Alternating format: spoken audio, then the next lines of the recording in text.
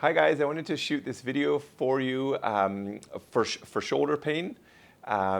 Being athletic most of my life, incredibly important to have healthy moving shoulders. But this is one of the most chronic things you see that affects people's life as the decades go on, with loss of mobility here, just not being able to lift up and move properly.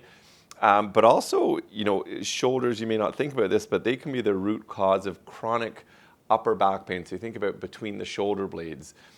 You think about the muscles that are coming this way into your shoulder blades up to your neck. So this whole kind of area from about here, the bottom of the shoulder blades at the back, all the way up to the head can be affected by your shoulders. I don't think it's the most common complaint here, but that upper back neck pain is absolutely critical to someone's day-to-day function, everything from changing a light bulb to sitting in front of the computer.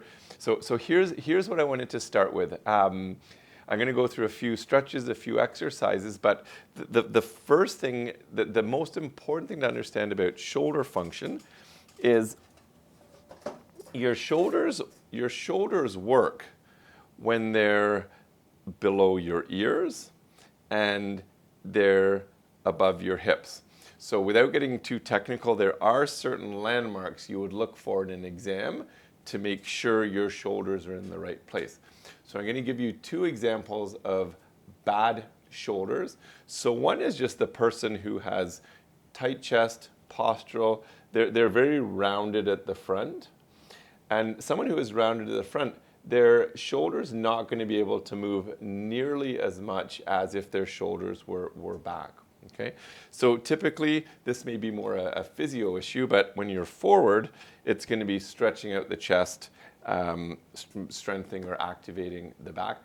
The second one, which I think is the more common one, because you can see this in kids 12, 13, 14, but all the way up to grown-ups, is postural. And this is the killer. This is the killer for everybody.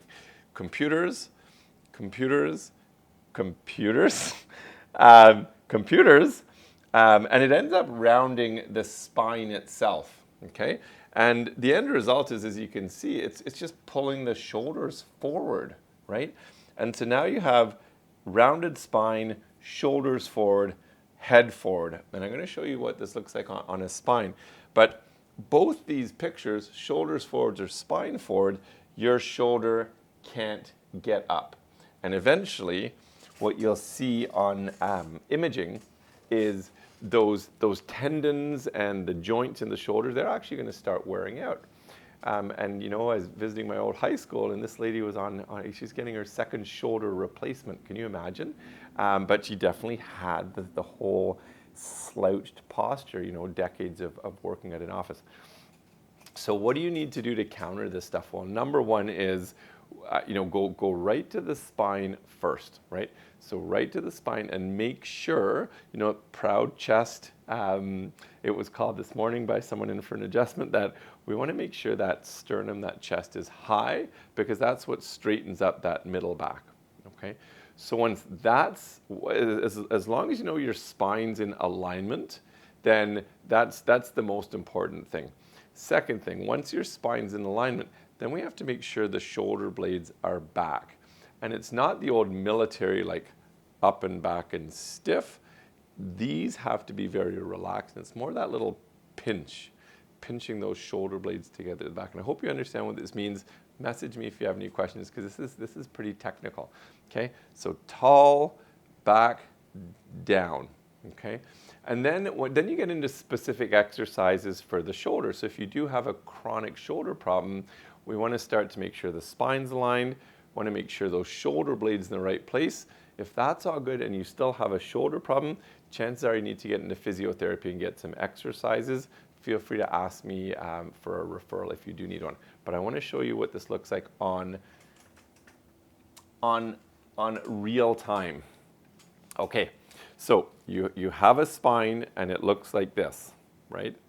So I hope this makes sense. So if your spine is great, but you just have bad posture, like what we call protraction of the shoulders, everything goes forward, it's not a spinal problem.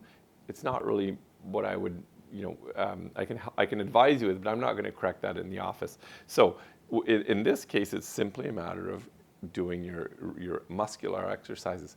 But here's the problem. And again, this may be you, but you can see this in kids.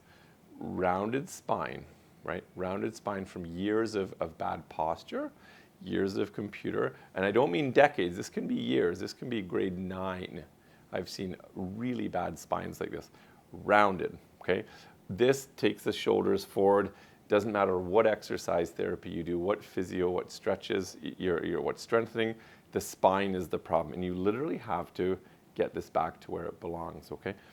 This causes a myriad of other health problems because chronic upper back tightness, burning, tingling, numbness, all the tension in that middle back is caused by the fact that the spine's rounded. And this is not the content for this video, but this is often a picture that is correlated highly with headaches, chronic neck pain and headaches. So I wanted to kind of peel that back from you from, a sports injury in the shoulder, which again needs exercise therapy and rehab, bad scapula, bad shoulder position, which again is a matter of stretching and strengthening. But then what I would do in this office with a chronic, so if you've had this for over 6 weeks, it's probably time to make sure your spine's healthy, because this will be the root cause of taking those shoulders forward, putting a ton of pressure everywhere from the shoulder blades up, and can cause things like headaches. We another video in our archives of pain traveling in the shoulder or the arm from damage in the neck. So, there's a lot of information in this video.